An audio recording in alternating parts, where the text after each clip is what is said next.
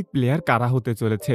কিছুদিন পর আমাদের ডিএলএস গেমের মধ্য থেকে ক্লাসিক প্লেয়ার পরিবর্তন হবে। পুরাতন প্লেয়ার যাওয়ার পর নতুন কোন কোন প্লেয়ার আমাদের ডিএলএস গেমের মধ্যে যুক্ত হতে চলেছে এর ভিডিওতে আলোচনা করব। আজকের ভিডিওতে দেখানো শেষ 3টা ক্লাসিক প্লেয়ার ডিএলএস গেমের মধ্যে আসার সম্ভাবনা সবথেকে বেশি রয়েছে, তাই অবশ্যই আজকের এই ভিডিওটি না টেনে শেষ পর্যন্ত দেখতে থাকুন। আজকের ভিডিওটি সম্পূর্ণ দেখার মাধ্যমে আপনিও নিশ্চিত হতে পারবেন যে কোন ধরনের প্লেয়ার নেক্সট ক্লাসিক প্লেয়ার হিসাবে আমাদের ডিএলএস গেমের মধ্যে আসতে পারে। আমরা 50,000 পরিবারের খুব কাছাকাছি অবস্থান করতেছি। 50,000 উপলক্ষে আপনারা কি ধরনের গিভঅ্যাওয়ে বা কি ধরনের প্রোগ্রাম দেখতে চান অবশ্যই কমেন্টের মাধ্যমে জানাতে পারেন। আর সজীব ব্রো চ্যানেলে আপনি যদি নতুন দর্শক হয়ে থাকেন তাহলে অবশ্যই চ্যানেলটি সাবস্ক্রাইব করে পাশে থাকা বেল আইকনটি অল করে দিন। আর ভিডিওটি ফেসবুক থেকে দেখে থাকলে অবশ্যই পেজটাকে ফলো করে দিন।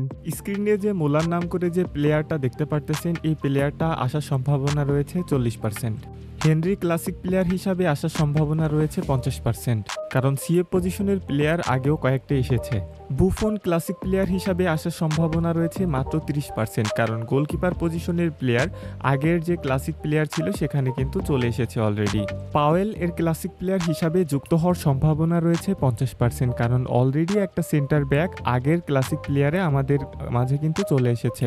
পার্লো এর ক্লাসিক প্লেয়ারের যুক্ত হওয়ার সম্ভাবনা কিন্তু 40% রয়েছে, কারণ অলরেডি আমাদের ক্লাসিক প্লেয়ার হিসাবে কিন্তু ডিএম পজিশনের 2জন প্লেয়ার যুক্ত হয়ে গিয়েছে। ব্যাকহাম আমাদের ডিএলএস গেমের মধ্যে যুক্ত হওয়ার পসিবিলিটি রয়েছে 80%। নেক্সট ক্লাসিক প্লেয়ার হিসাবে আমরা হয়তো ব্যাকহামকে আমাদের গেমের মধ্যে পেয়ে যেতেও পারি।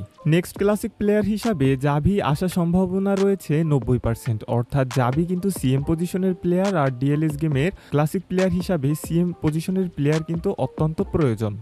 নেক্সট ক্লাসিক প্লেয়ার হিসাবে গ্যারিড আসার সম্ভাবনা রয়েছে 85%। ইনেস্তা ক্লাসিক প্লেয়ার হিসাবে আসার সম্ভাবনা রয়েছে 90%।